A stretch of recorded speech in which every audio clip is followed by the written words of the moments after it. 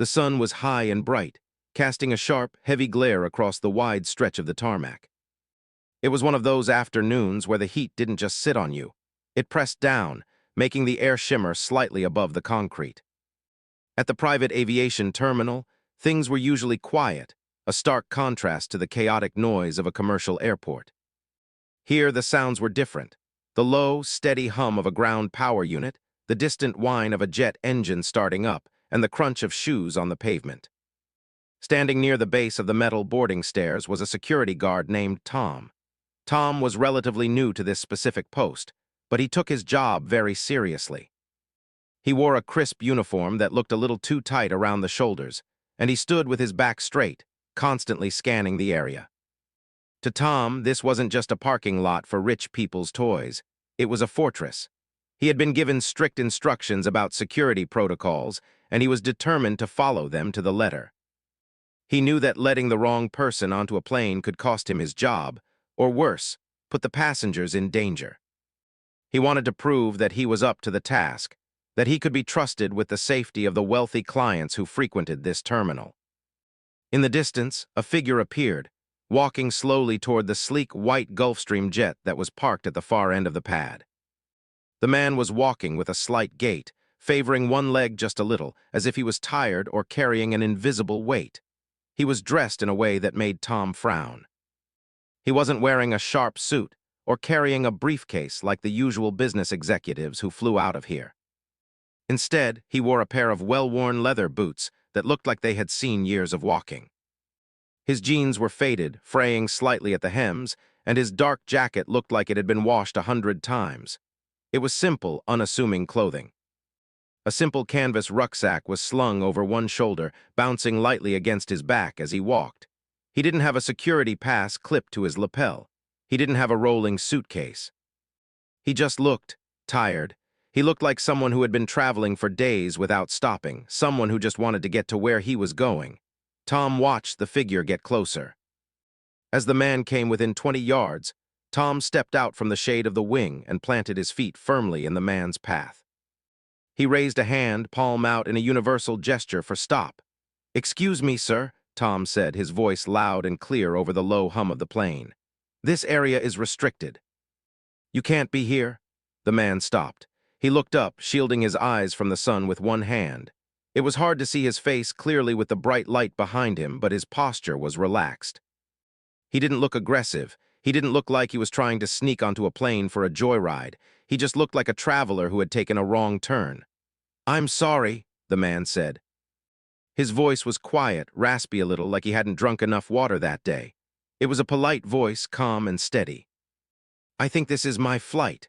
Tom looked him up and down, skepticism written all over his face. This guy, on a charter jet that cost more to fuel in an hour than Tom made in a month, it didn't add up. In Tom's experience, people who flew private looked the part. They carried themselves with an air of importance. They had assistants rushing ahead with luggage. They shouted into cell phones about millions of dollars. This guy looked like he should be waiting for a bus on a street corner, not boarding a luxury aircraft. "I'm going to need to see some identification, sir," Tom said, keeping his hand up. "And your boarding pass or manifest confirmation." The man shifted his weight. He reached into his pocket with his free hand, but he came up empty. He patted his jacket pockets, then his jeans. He let out a small sigh, a sound of genuine frustration but not anger. I don't have the papers on me. The crew knows me. I'm the passenger." Tom shook his head slowly. This was a classic excuse. He had heard stories about people trying to bluff their way past security at major airports, and he assumed it happened here, too. It was his job to be the wall that stopped them. He felt a surge of adrenaline. This was his moment to enforce the rules. "Sir, everyone says the crew knows them," Tom said, his tone hardening just a fraction. "If you don't have ID, I cannot let you approach the aircraft. Please step back to the terminal building." The man blinked.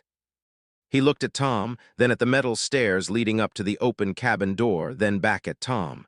For a second, Tom thought the man was going to argue. He thought he was going to get angry. That was usually how it went. People would shout, they would demand to speak to a manager, they would try to push past. But this man didn't do any of that. Instead, a small, almost invisible smile touched the corners of his mouth. It wasn't a mocking smile. It was a smile of understanding. "You're doing a really good job," the man said softly. "I respect that. You're taking care of the plane." Tom was taken aback. He wasn't used to being complimented by the people he turned away. Usually there was swearing, not praise. He paused, his hand lowering slightly. The tension in his shoulders eased just a bit. "I appreciate that, sir." "But I still can't let you up there," Tom said, though his voice wasn't quite as hard as before. "I understand," the man said. He nodded, a single, slow motion. "Protocol is important. You stay safe out here, okay?" With that, the man turned around. He didn't stomp off in a huff. He didn't grumble under his breath or kick a stone. He just walked away, heading back toward a small patch of shade near a parked maintenance truck. He adjusted the strap of his canvas bag and leaned against the truck's bumper, settling in to wait. Tom stood there for a moment, his heart beating a little faster than usual. He looked at the man, now standing quietly in the distance. There was something strange about him. He didn't seem dangerous. He didn't seem like a troublemaker, he just seemed decent. But Tom had a job to do, and he had done it.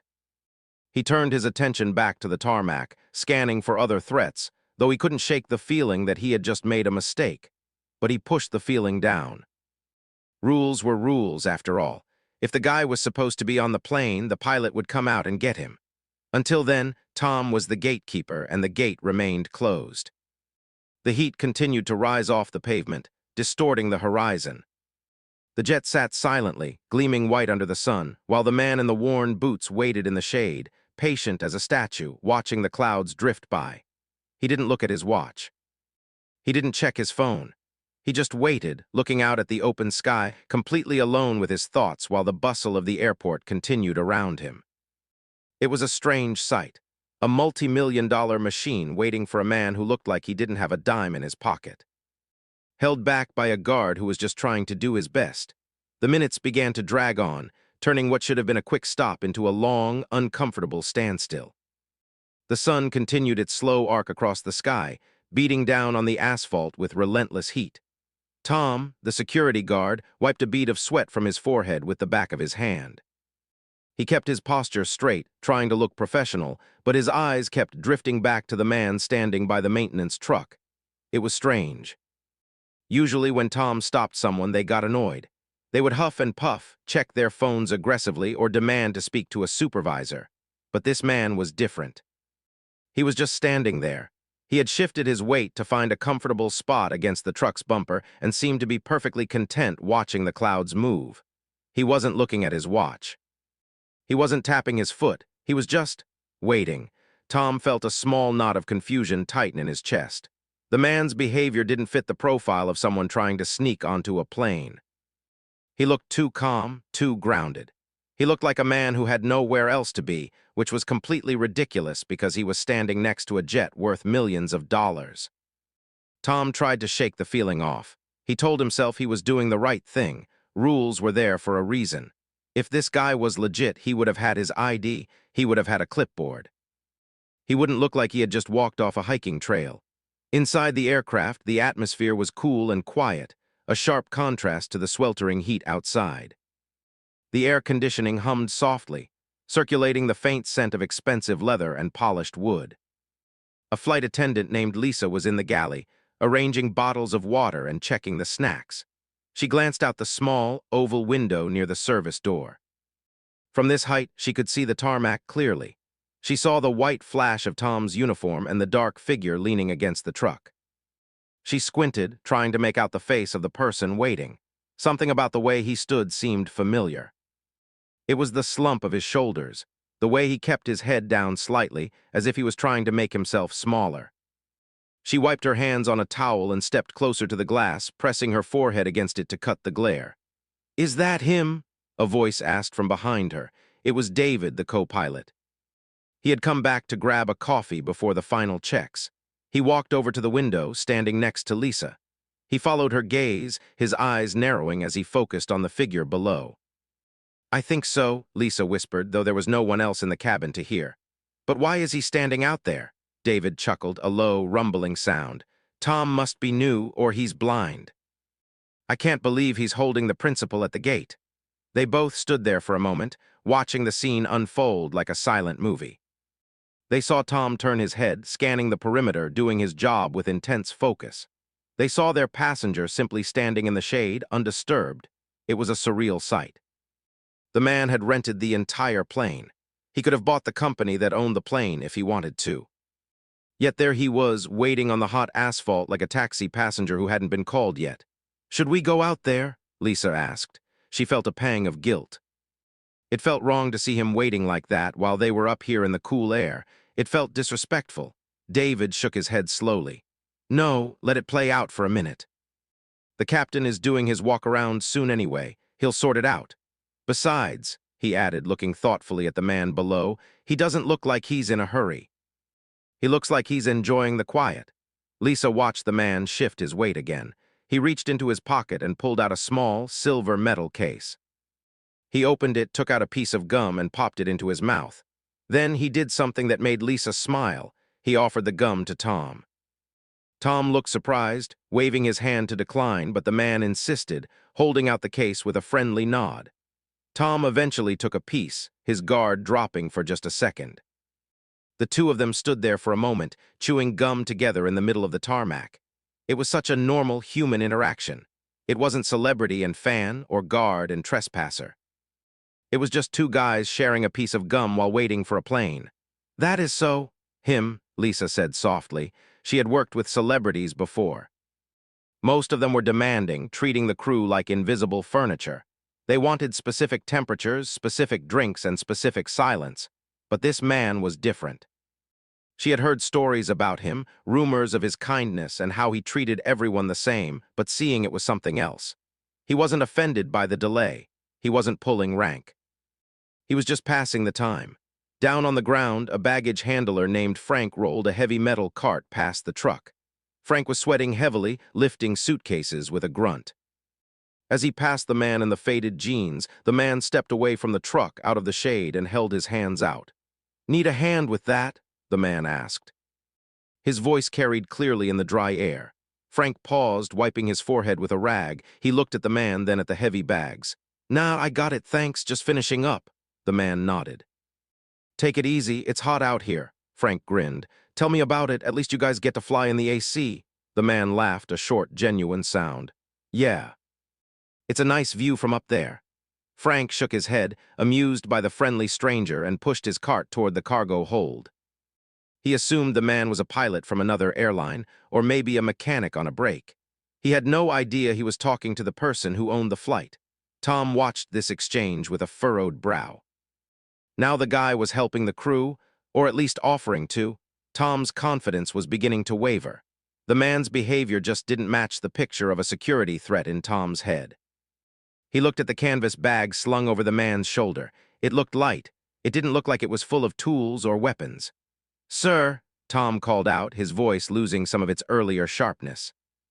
"Are you sure you don't want to go back to the terminal? It's going to be a while before anyone comes out." The man turned back to Tom. He shielded his eyes again. "I'm good here. I like the planes." "It's peaceful." He looked up at the massive wing of the Gulfstream, running his eyes along the sleek metal as if appreciating a piece of art. There was no arrogance in his gaze, just a quiet appreciation for the machine and the people who ran it. Tom looked at his watch again. The flight was scheduled to depart soon. If this guy really was just a lost traveler, he would have left by now. If he was a threat, he would have tried something else by now. Instead, he was just standing there, keeping the security guard company, sharing gum, and watching the luggage get loaded. Inside the plane, Lisa turned away from the window. She went back to the galley, her mind racing. She had seen a lot of things in her years of flying, but she had never seen anything like this. The silence in the cabin felt different now. It wasn't just the absence of noise, it was the presence of a story unfolding outside. She felt a strange sense of anticipation. She knew that when the captain finally walked out and realized what was happening, the moment would be explosive. But for now, the world was paused. The movie star stood in the heat, the guard stood by his post, and the crew watched from above, all of them trapped in the strange, quiet gap between a mistake and the truth. The man leaned back against the truck, closing his eyes for a brief second, taking a deep breath of the hot air. He didn't know that the crew was watching him. He didn't know that Tom was second-guessing himself. He was just living in the moment, waiting for his turn to board, treating the delay not as an insult, but as just another part of the journey. The hydraulic hiss of the forward service entry opening broke the steady rhythm of the afternoon. Captain David stepped out of the cool, pressurized cabin and onto the top of the metal stairs. He paused for a moment, placing one hand on the railing to steady himself. The heat hit him instantly, a thick, heavy wall compared to the air-conditioned comfort he had just left. He adjusted his sunglasses, squinting as he looked down the length of the tarmac. It was time for the standard pre-flight walk-around, a routine he had performed thousands of times in his career. He checked his watch. They were slightly behind schedule, but nothing too concerning. As he began his descent down the stairs, his boots clanking rhythmically on the metal, his eyes swept the area. That was when he noticed the situation near the maintenance truck. He saw Tom, the guard, standing in a rigid defensive posture, and then he saw the person Tom was guarding. David slowed his pace. Something felt off. The man standing by the truck wasn't trying to sneak away. He wasn't arguing. He was just standing there, looking relaxed, leaning against the bumper with the posture of someone waiting for a friend rather than being detained. David took a few more steps, the distance closing between them. The sun was glinting off the tarmac, making it hard to see faces clearly, but there was something about the silhouette. The way the man stood, the specific cut of his jacket, the messy dark hair that caught the wind. A spark of recognition flickered in the back of David's mind, but he pushed it aside. It couldn't be. Why would the most famous actor in the world be standing next to a maintenance truck, being held back by a security guard? He reached the bottom of the stairs and walked across the hot pavement. Tom saw him coming and visibly straightened his spine even further. Tom looked pleased to see the captain. He assumed he was about to be commended for his vigilance. He assumed David was coming to remove this unauthorized person from the area so they could get on with their departure. "Captain," Tom said, his voice crisp and loud as David approached. "I have a situation here. This individual was trying to approach the aircraft. He has no identification, no manifest, and he claims he's a passenger. I've detained him here as per protocol." David didn't answer immediately. He walked past Tom, ignoring him for a second, and stopped directly in front of the man by the truck. Up close, there was no doubt. The distinct nose, the soulful eyes that looked a bit tired but kind, the rough texture of his voice. It was him. It was the man who chartered this jet. The man who was paying for Tom's salary, David's salary, and the fuel in the tanks. The man whose face was on billboards all over the city.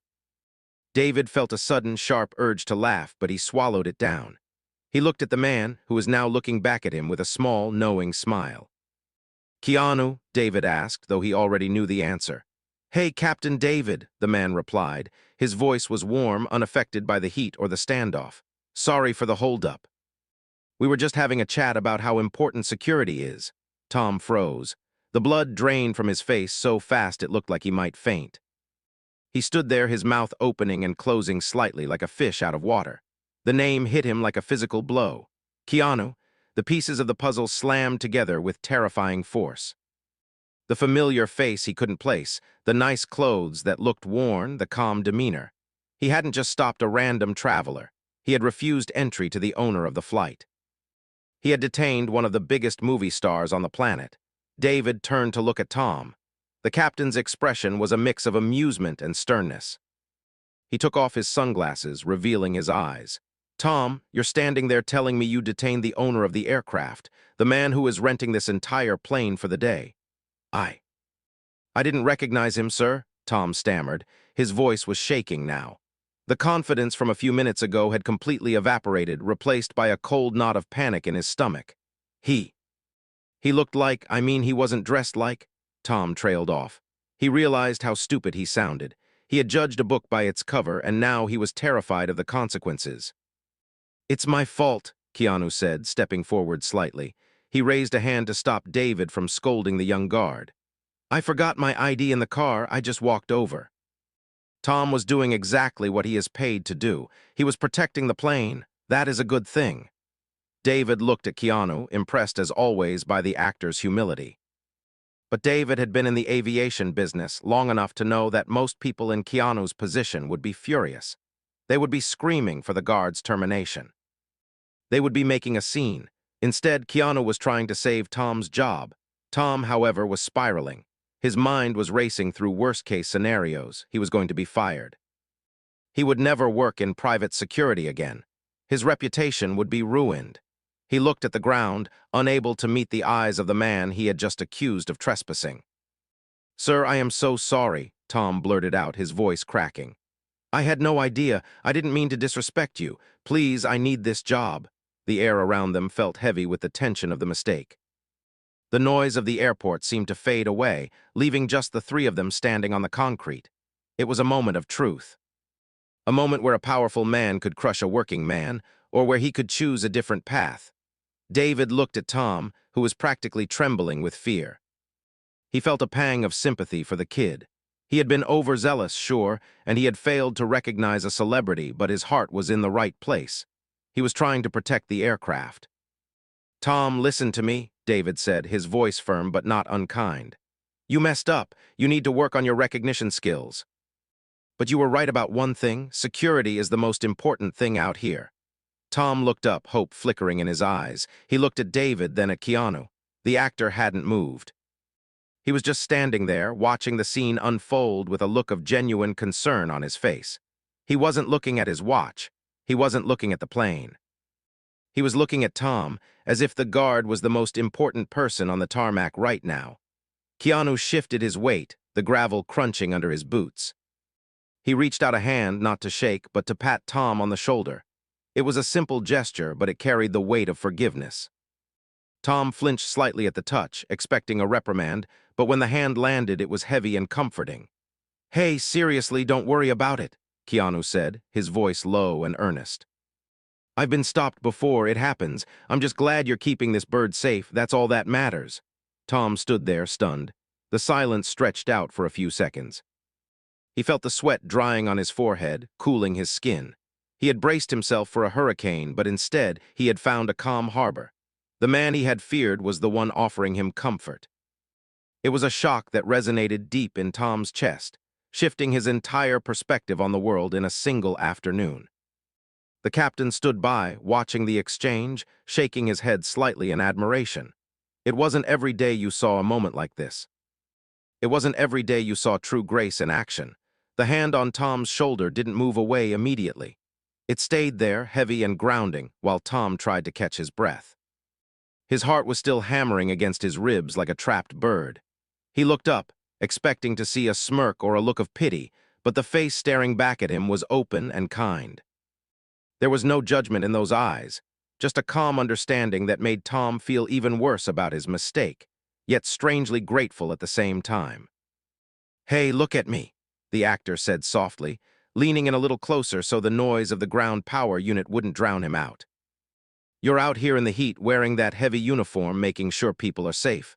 That is hard work. I have a lot of respect for that. You were just doing what you thought was right. Never apologize for doing your job." Tom swallowed hard, his throat feeling dry and tight. I feel so stupid. I watch your movies. I should have known. If everyone recognized me, I wouldn't be able to walk down the street to get a coffee," the man replied with a gentle chuckle. "Sometimes it's nice to just be a guy in a jacket who gets stopped by security. It keeps me humble. Besides," he paused, glancing at the sleek white jet behind them, "it gives me a chance to meet the people who are keeping me safe today." "I'm glad you're on duty, Tom." Tom couldn't find the words to respond. He just nodded, his eyes stinging a little in the bright sun. He had prepared himself for anger, for a lecture, or for a call to his boss that would end his career. Instead, he was being validated by the one person he had wronged. It was a disorienting feeling, like the ground had shifted beneath his feet, leaving him standing on something much steadier than he expected. Captain David, watching from a few feet away, felt a lump form in his own throat. He had flown CEOs, rock stars, and politicians for decades. Most of them treated the crew and ground staff like furniture, invisible obstacles to their destination. He had never seen anything like this. This was a man who didn't need to prove he was the most important person on the tarmac, because he knew he didn't have to be. "Well, we should get moving," David said, breaking the quiet moment between the two men. "We have a schedule to keep." The actor nodded and pulled his hand back from Tom's shoulder. He adjusted the strap of his canvas bag. "Right, let's fly." He turned toward the metal stairs, but before he took a step, he looked back at Tom one last time. "Take care of yourself, Tom. Stay hydrated out here, it's a scorcher." "I will, sir," Tom managed to squeak out. "Have a safe flight." The actor gave a small salute, a two-fingered gesture that was casual and cool, and then began his ascent. The metal steps groaned slightly under his weight. Tom watched him go, his feet glued to the spot. He wasn't sure if he should go back to scanning the perimeter or if he should just stand there and process what had just happened. He felt a strange warmth in his chest, a feeling of pride that he hadn't felt in a long time. He had been scared, but now he felt seen. At the top of the stairs, Lisa, the flight attendant, was waiting. She had composed herself, fixing her uniform and smoothing her hair, but her hands were still a little shaky. As the passenger appeared in the entryway, the cool air from the cabin washed over him, ruffling his dark hair. He stepped inside, ducking his head slightly to clear the frame. Lisa put on her best professional smile. "Welcome aboard, sir. Can I take your bag?" He looked at the canvas rucksack, then back at her. He didn't just hand it over like a piece of luggage. He hesitated, holding onto the strap for a second. "Actually, would you mind if I kept it with me? I've got some scripts and, well, just some stuff I like to keep close." "It's not heavy." Usually this was a breach of etiquette. Passengers were supposed to stow their bags so the cabin looked pristine, but Lisa found herself nodding immediately. "Of course, sir." "No problem at all. There's a rack right by your seat."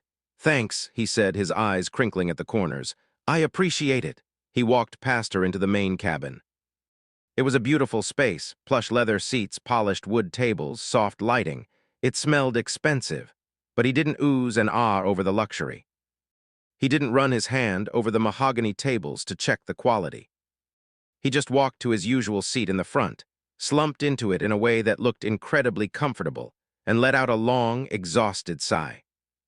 Lisa busied herself in the galley, but she kept stealing glances at him. She was waiting for the celebrity behavior to kick in. She was waiting for him to demand a specific temperature, or ask for a rare type of bottled water, or complain about the delay caused by the security incident. But he just sat there, looking out the small window at the ground crew. David came up the stairs a few minutes later, giving Lisa a knowing nod as he passed her to get to the cockpit. He paused near the actor's seat. "We'll be pushing back in about 5 minutes. Everything is set."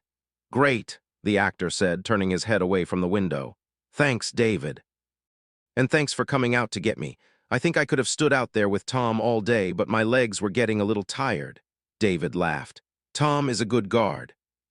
Just needs a little more practice with faces." "He's a good guy," the actor said firmly. "Sharp. Reminded me of me when I was younger, trying to figure out which way was up." David shook his head in amazement and continued to the flight deck. Lisa took a deep breath and walked out of the galley with a glass of water and a warm towel. She approached him tentatively. "Sir, here is a towel and some water for you," she said. He looked up, surprised. He took the glass, but before he drank, he looked her in the eye. "Thank you, Lisa. I'm sorry I didn't catch your name earlier when David said it, but I saw it on your badge." "It's nice to meet you." Lisa felt a shock run through her. He remembered her name, or he had bothered to read her badge. In an industry where people often looked right through the staff, this felt monumental. "Yes, sir, it's Lisa. Is there anything else I can get you before we take off?" "We have sandwiches, or I can make you a coffee." He shook his head. "I'm good, really. Just the water is perfect. You've been working hard, I can see it. Take a seat for a minute if you can." "We don't take off for a few minutes, right?" I should stay standing for takeoff, sir," she stammered, touched by the offer but bound by safety rules. "Of course, safety first," he said, smiling. "I respect that, but seriously, relax, we're all just people here." He took a sip of the water and leaned back, closing his eyes. Lisa retreated to her jump seat, her mind spinning. She looked out the window at the tarmac below. She could see Tom, a tiny figure in the distance, standing by the maintenance truck again. He was looking up at the plane. Even from this height, she could tell his posture was different. He stood taller now. The shock of the afternoon wasn't the mistake Tom had made. It was the reaction to it.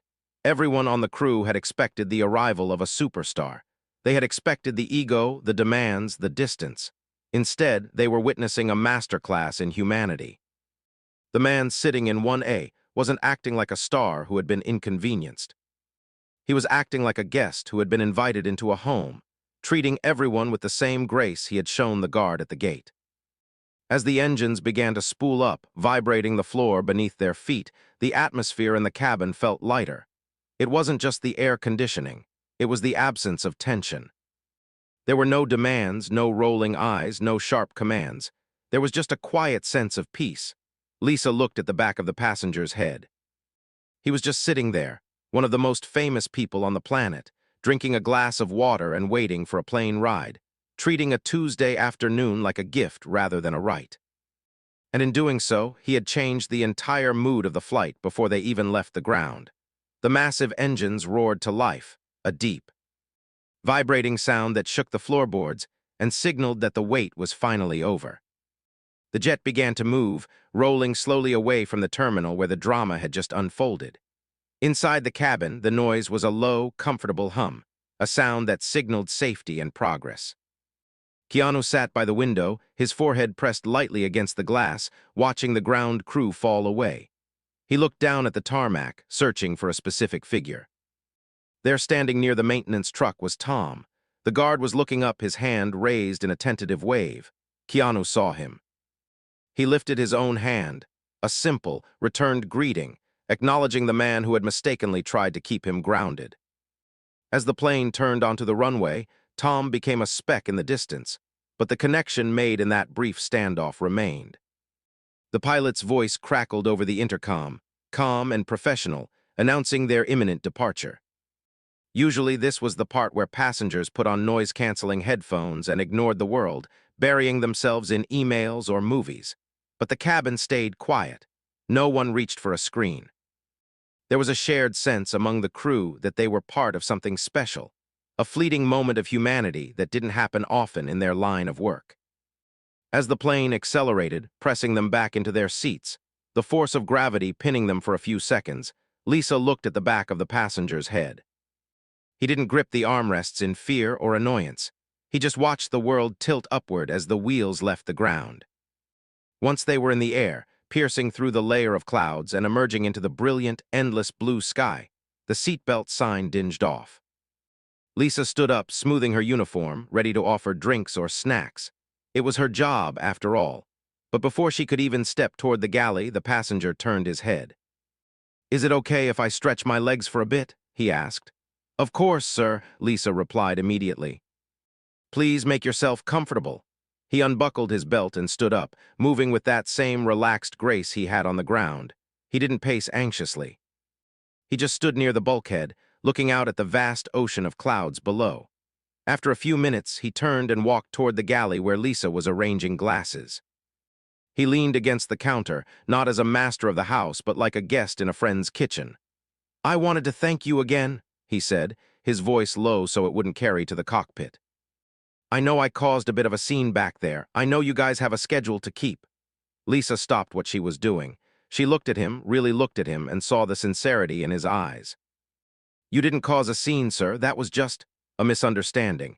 It was actually the most interesting thing that's happened at the gate in a long time." He laughed, a short, warm sound. "Well, I'm glad I could be entertaining. Tom seems like a good kid. I hope he doesn't get in too much trouble." "Captain David is a fair man," Lisa assured him. "He knows Tom was just being careful."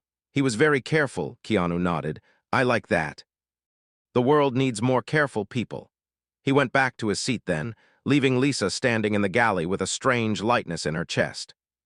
She had served people who owned islands and people who ran countries. Most of them barely looked at her. They treated the service as a transaction, something they were entitled to because of the price of their ticket. But this man, who had every right to be arrogant, treated the service as a gift. He acted like he was lucky to be there, like she was doing him a favor just by being there. The flight continued, smooth and uneventful. The sun began to dip lower in the sky, painting the clouds in shades of orange and pink. David came out of the cockpit to use the restroom and paused to speak with the passenger. They didn't talk about movies or money. They talked about the route, the weather patterns, and the view of the mountains in the distance. It was a conversation between two human beings who shared a respect for the machine they were flying in. As they began their descent, the mood shifted from relaxed to professional. The crew prepared for landing, checking the cabin and securing loose items. Keanu packed his canvas bag, zipping it up with care. He didn't leave trash on the floor or wrappers in the seat pocket. He left the space exactly as he had found it, perhaps even a little neater. When the wheels touched the tarmac at the destination, the bump was barely noticeable. The taxi to the private terminal was short. As the engines powered down and the silence of the evening settled over the plane, the captain opened the exit. The cool night air rushed in, replacing the stale air of the cabin.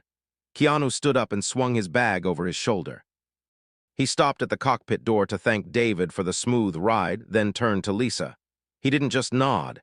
He looked her in the eye and extended his hand. "Thank you for taking care of us," he said. "You and the captain make a great team." Lisa shook his hand, feeling the calluses on his palm, grounding and real. "It was an honor to have you on board, sir." "Safe travels." He walked down the metal stairs and onto the dark tarmac. There was a waiting car, but he didn't rush toward it. He stopped for a second, looking up at the massive jet that had carried him through the sky. He patted the side of the fuselage, a gentle goodbye to the machine and the people within it, before climbing into the backseat of the car and disappearing into the night. Lisa and David stood at the top of the stairs watching the car drive away. The terminal was quiet now. The rush of the flight was over. "Well," David said, letting out a long breath. "That was different." "Different isn't the word," Lisa replied, looking out into the darkness. "I've been doing this for 15 years, David. I have served kings and rock stars. I have never seen anything like that." She thought about Tom back at the original airport. She wondered if he was still standing there, thinking about how he almost ruined his career. She hoped he knew that he hadn't. She hoped he realized that the reason he wasn't fired was because the man he stopped was a better person than most of us could ever hope to be. "What do you think happens now?" Lisa asked. "With Tom, I'll put in a word," David said, adjusting his cap. "Not that I need to. I have a feeling our passenger already fixed it just by being who he is. But I'll make sure the company knows he was just following protocol." Lisa nodded. She began the process of securing the cabin, moving through the aisles and wiping down the tables. The plane felt empty now, but it didn't feel cold. It felt warm, imbued with a strange, lingering energy. It wasn't about the fame. It wasn't about the movies. It was about the fact that in a world where everyone is in a hurry, where everyone is demanding to be seen, one man took the time to see the people around him. He didn't use his status to crush someone who made a mistake. He used it to lift him up. As they locked the cabin and prepared to leave the jet, Lisa realized that this wasn't just a story about a movie star. It was a lesson. True class wasn't about the clothes you wore or the jet you flew in. It was about how you treated the person standing in your way, even when they were wrong. She walked down the stairs and into the cool night air, feeling a little lighter, a little kinder, and a little more proud of the work she did, knowing that for a few hours she had been part of something truly real.